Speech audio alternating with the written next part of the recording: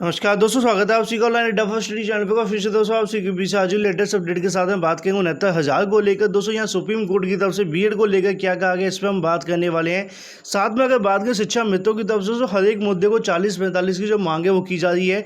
ढेर सारे मुद्दे लगे हैं, जिन मुद्दों की दोस्तों बाहर तक आपको जानकारी नहीं मिल पाई, उसके बारे में आपको बताने वाला हूँ। निर्णायक सुनवाई दोस्तों होने वाली 14 तारीख को, जिसको लेकर दोस्तों मैंने आपको बताया है। वहीं अगर बात करें 6,000 पदों पर दोस्तों सब इंस्पेक्टर पदों की भर्ती होने वाली है, जिसको लेकर दोस्तों जल्द आवेदन शुरू हो सकते हैं। वहीं अगर बात करें 69,000 में सेकंड काउंसलिंग का दोस्तों रास्ता साफ होता हुआ दिखाई दे रहा है। पॉलिटेक्निक प्रवेश परीक्षा दोस्तों किस दिन होने वाली, इसको लेकर भी हम बात करेंगे। तो वीडियो को लाइक एंड शेयर करना बिल्कुल ना भूलें, और साथ में चैनल को सब्सक्राइब कर लें और बेल आइकन को दबा लें, जिससे कि आप सभी को लेटेस्ट वीडियो नोटिफिकेशन मिलते हैं। ज़्यादा जान के आपसे टेलीग्राम चैनल साथ में वेबसाइट विजिट कर सकते हैं, लिंक आप सभी को वीडियो की डिस्क्रिप्शन में मिल जाएगा। चलिए दोस्तों वीडियो शुरू करते हैं।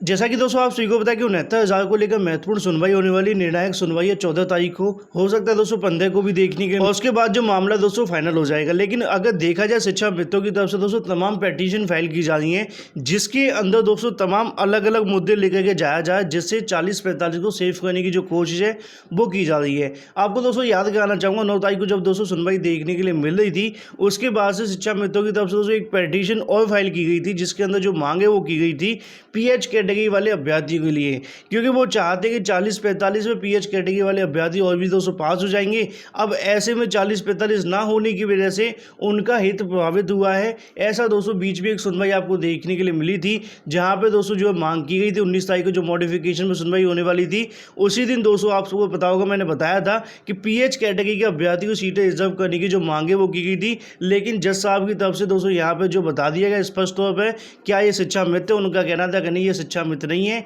ये दिव्यांग कैटेगरी से हैं। तो ऐसे में दोस्तों उनकी जो सीटें वो रिजर्व नहीं की गई थी। लेकिन यहाँ पे दोस्तों अगर देखा जाए तो 40-45 होने की वजह से किस किस का नुकसान हुआ है, कौन से अभ्यर्थी, उसको लेकर दोस्तों जहाँ जो बात है वो की गई है। ऐसी दोस्तों पहले दिव्यांग वालों को लेकर बात की गई थी। इस बार भी दोस्तों कल की सुनवाई के अंदर 2 अलग याचिकाएं लगी हुई थी, जिसके बारे में आपको बताऊंगा। साथ में बीएड को लेकर तमाम दोस्तों भ्रम की स्थिति देखने को मिली सोशल मीडिया पर, ऐसा हुआ है वैसा हुआ है। मैं आपको दिखाने वाला हूं दोस्तों बीएड को लेकर सुप्रीम कोर्ट की तरफ से क्या कहा गया है। लेकिन उससे पहले जैसा कि दोस्तों आपको पता है यूपी के अंदर दोस्तों एक बार फिर से जो लॉकडाउन है वो लागू हुआ है। 55 घंटे तक दोस्तों प्रतिबंध रहेगा। सभी बाजार प्रतिष्ठान की बात करें, रोडवेज दोस्तों जो सेवा होगी बंद रहेगी, ठीक है। ट्रेनों का जो आवागमन होगा वो चलता रहेगा। जो आवश्यक सेवाएं होंगी दोस्तों वो आपकी चलती हैं, किसी को भी प्रॉब्लम नहीं आएगी, ठीक है। मालवाहक वाहनों में दोस्तों कोई प्रतिबंध नहीं है, ऐसी जानकारी आपको देखने के लिए मिल रही है। एक्सप्रेस वे से जुड़े दोस्तों जो प्रोजेक्ट होंगे वो भी दोस्तों चलते रहेंगे। सर्विलांस और साथ में अगर बात करें जो अभियान चल रहा है वो चलता रहेगा, उसमें कोई प्रॉब्लम आने वाली बात नहीं है।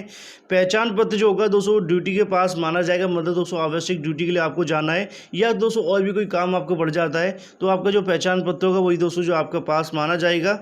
तो फिलहाल दोस्तों ट्रायल के तौर पे जो है ट्राई किया जाए। लेकिन मैंने कल की वीडियो के अंदर आपको बता दिया था कि ऐसा कुछ भी नहीं है। लॉकडाउन लागू होने से इतना प्रभाव नहीं पड़ेगा जब तक हम अपने ऊपर लॉकडाउन नहीं करें, क्योंकि हमें सोशल डिस्टेंसिंग का पालन करना पड़ेगा, तभी बेनिफिट होगा। लॉकडाउन से दोस्तों आपको पता है पहले हम लगा करके देख चुके हैं, इतना बेनिफिट नहीं मिला है। ये तो दोस्तों बात हुई थी पूरी यूपी के बारे में। लेकिन फिलहाल हम बात करते हैं शिक्षा मित्रों की तरफ से तमाम याचिकाएं फाइल की जाए। जैसा स्टार्टिंग मैंने आपको बताया पीएच के साथ साथ दोस्तों उनकी मांग थी कि इनकी सीटें रिजर्व कर दी जाए, कि इनका नुकसान हुआ है। साथ में अगर बात करें 40-45 करवाने के लिए बीएड को टारगेट किया जाए, जैसा कि पहले भी हुआ है। अगर हम बात करें बीएड को लेकर दोस्तों यहाँ पे जो बताया जा रहा है कि नंबर ऑफ कैंडिडेट जो बढ़े हैं वो बीएड के बढ़े हैं।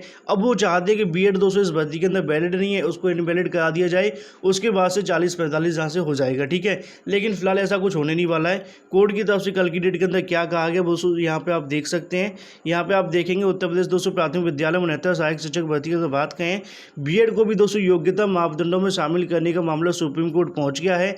बीटीसी अभ्यर्थी ने सुप्रीम कोर्ट की याचिका दाखिल कर बीएड को दोस्तों शिक्षक भर्ती योग्यता मापदंड में शामिल करने से नेशनल काउंसिल फॉर मतलब एनसीटीई की यहाँ बात की जा रही है, ठीक है। उत्तर प्रदेश के दोस्तों संशोधित नियमों को चुनौती दी गई है। सुप्रीम कोर्ट ने याचिकाकर्ता इस संबंध में दोस्तों हाई कोर्ट में दाखिल उसकी याचिका की प्रति पेश मतलब दोस्तों कॉपी जो पेश करने की बात की गई है। अब इसके अंदर दोस्तों आप देखें कुछ भी नहीं हुआ, जो मैंने आपको पहले बताया था उन्हीं मुद्दों को लेकर जो बहस हुई है, और ना ही सुप्रीम कोर्ट की तरफ से ऐसा कुछ कुछ देखने को मिला, जिसके आधार पर ये कहा जाए कि बीएड का मुद्दा गंभीर हो गया है, बीएड के लिए समस्या आ गई है, जैसा सोशल मीडिया भरा पड़ा है। ठीक है, उसी चीज़ में आप देखेंगे 14 जुलाई को हुई सुनवाई मंजूरी दी है। साथ में अगर बात करें 14 जुलाई को ही उत्तर प्रदेश की सहायक शिक्षक भर्ती की चुनौती देने वाली शिक्षा मित्रों की याचिका पर भी दोस्तों सुनवाई आपको देखने के लिए मिलेगी, जो कि दोस्तों आप सभी के सामने है। अब ऐसे में आपको पता है पीएस पटवारिया सर की तरफ से जो बहस है वो की गई थी बीएड को लेकर, बीएड की योग्यता के मापदंडों में शामिल करने के दोस्तों उनके हित प्रभावित हो रहा है। मतलब जैसा कि मैंने आपको कहा है कि बीएड को दोस्तों जो अंदर लाने की वजह से बीटीसी का हित प्रभावित हुआ है।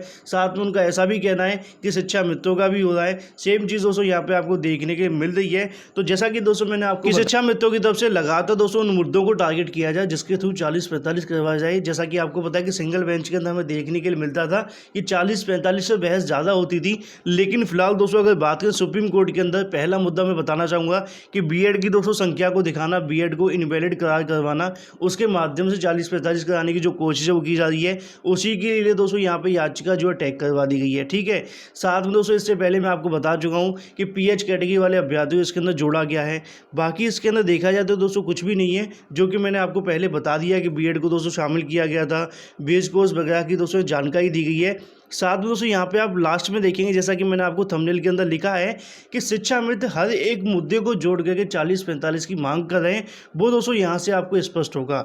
यहाँ पे लिखा है कि इसके अलावा सुप्रीम कोर्ट में गुरुवार को सहायक शिक्षक भर्ती से जुड़ी 3 और याचिकाएं थी। इनमें से एक याचिका शिक्षा मित्रों की थी, जिसमें दोस्तों कोर्ट ने शिक्षा मित्रों को दोस्तों मामले के साथ संलग्न करने का आदेश दिया है। 2 याचिकाएं थी दोस्तों पूर्व सैनिकों को लेकर, जैसा कि दोस्तों आपको मैंने बताया कि शिक्षा मित्र हर एक मुद्दे को जोड़ रहे हैं। अब ऐसे में जो दोस्तों जो एक्स सर्विसमैन है या फिर अगर बात की पूर्व सैनिकों की बात की जाए, एक्स आर्मी की दोस्तों आपको यहाँ देखने के लिए मिल रही है, उनका कहना है कि 40-45 ना होने की वजह से इनका भी दोस्तों नुकसान हुआ है। नुकसान कैसे हुआ, जैसा कि आपको बताया कि इनकी सीटें रिजर्व रहती हैं ना। अब सीटें दोस्तों रिजर्व रहेंगी तो यहाँ पे 60-65 में जितने क्वालिफाई करेंगे उनको दोस्तों यहाँ नौकरी मिल जाएगी। लेकिन जो 40-45 पे क्वालिफाई करेंगे तो ऐसे में क्या होता है दोस्तों, इनकी जो सीटें बचेंगी ना 60-65 पे, वो अनरिजर्व कैटेगरी में चली जाएंगी। उस पर दोस्तों ओबीसी, एससी, एसटी के कोई भी अभ्यर्थी दोस्तों चयनित हो सकते हैं, जनरल के भी होंगे, जिसका गुणांक होगा ज़्यादा उसको दोस्तों नौकरी मिल जाएगी। तो ऐसे में दिखाने की जो कोशिश वो की गई है कि जो पूर्व सैनिक हैं या फिर दोस्तों और भी आरक्षण वाले अभ्यर्थी हैं जिनको दोस्तों अनरिजर्व में से आरक्षण मिलता है, उनको भी दोस्तों नुकसान दिखाने की लगातार जो कोशिश है वो की जा रही है कि 60-65 होने की वजह से और 40-45 होने की वजह से किस किस को नुकसान हुआ है। ऐसा नहीं है कि सिर्फ शिक्षा मित्रों को नुकसान हुआ है, ऐसा यहाँ पर दोस्तों शिक्षा मित्रों की तरफ से बताया जा रहा है, जिसकी सुनवाई भी दोस्तों 14 तारीख को आपको देखने को मिलेगी। तो फिलहाल दोस्तों 14 तारीख को कई मुद्दे टैग हो चुके हैं। पीएच कैटेगरी की सुनवाई की बात करें या फिर दोस्तों पूर्व सैनिक की बात करें या फिर अगर बात करें बीएड का मुद्दा, और सबसे बड़ा मुद्दा तो है 40-45, 60-65 वाला और 37,339 सीटों वाला। बाकी इन सभी मुद्दों पर दोस्तों सुनवाई 14 को देखने के लिए मिलेगी, 15 को भी होगी, उसमें दोस्तों स्पष्ट हो जाएगा। लेकिन यहाँ पे दोस्तों मैंने आपको बता दिया है कि तमाम मुद्दों को लेकर तमाम दोस्तों लोगों को जोड़ने की जो कोशिश है वो की जा रही है। वहाँ पर नंबर ऑफ कैंडिडेट को दिखाने की जो कोशिश है, पहले आपको बताया शिक्षा में तो 40,000 थे, ठीक है, उसके साथ साथ अब यहाँ पीएच कैटेगरी वाले अभ्यर्थी की संख्या भी दिखा दी गई है। अब ऐसे भूतपूर्व सैनिक वाले अभ्यर्थी हैं उनकी भी संख्या दिखाने की जो कोशिश है वो की जा रही है, जिसके माध्यम से वो चाहते हैं कि कट ऑफ 60-65 घटाकर 40-45 करवा दिया जाए। ये तो दोस्तों बात हुई थी आप सभी के सामने सभी मुद्दों के बारे में, और साथ में बीएड को लेकर जैसा कि मैंने कहा कि कुछ भी नहीं कहा गया ऐसा। सोशल मीडिया पर चल रही तमाम अफवाहों से थोड़ा दूरी बनाइए, जो भी जानकारी होगी ऑनलाइन अड्डा फॉर स्टडी चैनल के माध्यम से मिलती रहेगी। वहीं दोस्तों अगर बात करें 6,000 पदों पर दोस्तों भर्ती होने वाली है। कल भी एक अपडेट निकली थी 16,000 पदों को लेकर, जो कि थी शिक्षकों को लेकर। फिलहाल दोस्तों अगर बात करें इंस्पेक्टर की बात की जा रही है, तो यहाँ पे आप देखेंगे पुलिस में दोस्तों 6,000 दरोगा समेत अगर बात करें 7400 भर्तियाँ आपको देखने के लिए मिलेगी। 7400 पदों पर दोस्तों आएगी, जिसके अंदर अगर दोस्तों यहाँ देखेंगे उत्तर प्रदेश पुलिस में सब इंस्पेक्टर की अगर बात करें और साथ में मिनिस्ट्री स्टाफ की दोस्तों बात करें 7,400 पदों पर दोस्तों भर्ती होगी, जिसकी अगर आने वाले समय के अंदर भर्ती प्रक्रिया शुरू होने वाली है। इसमें सब इंस्पेक्टर के दोस्तों पदों की संख्या लगभग 6,000 होगी, ऐसी जानकारी दी जा रही है। और इससे पहले भी दोस्तों कई बार इसके बारे में जो जानकारी दी गई है 5,900 के आसपास कुछ पद दोस्तों बताए गए थे पिछली बार, लेकिन कहीं ना कहीं दोस्तों जो भर्ती है वो शुरू नहीं हो पाई है, काफ़ी लंबे समय से आ रही है। जैसा कि जूनियर की 4000 आ रही है, ऐसी दोस्तों ये भी आती जा रही है, लेकिन स्टेशन पर नहीं पहुंच पा रही है, कहने की दोस्तों डिले होती जा रही है। अब ऐसे में आने वाले अगले 2 महीने के अंदर भी दोस्तों वैकेंसी आती हैं तो बेनिफिट होगा। उत्तर प्रदेश पुलिस भर्ती अगर बात के प्रोन्नति बोर्ड ने इन पदों के लिए अगले हफ्ता दोस्तों विज्ञापन जारी कर सकता है, ऐसी जानकारी यहाँ देखने के लिए मिल रही है। प्रदेश की मौजूदा सरकार की दोस्तों कार्यकाल में पुलिस अगर बात करें 2017 से लेकर अब तक दोस्तों 1,37,253 पदों भर्ती की जा चुकी है। भर्ती बोर्ड ने दोस्तों इस बार इंस्पेक्टर के 6000 पदों के साथ स्टेनो अकाउंटेंट समेत मिनिस्ट्रियल स्टाफ के दोस्तों 1400 आपको देखने के लिए मिलने वाली है। तो दोस्तों बात हो जाती है 7400 पदों भर्ती को लेकर। बाकी दोस्तों कब तक आएगी इसको लेकर फिलहाल इंतजार करिए। यहाँ बताया जा रहा है कि अगले हफ्ता दोस्तों जो विज्ञापन है वो जारी किया जा सकता है।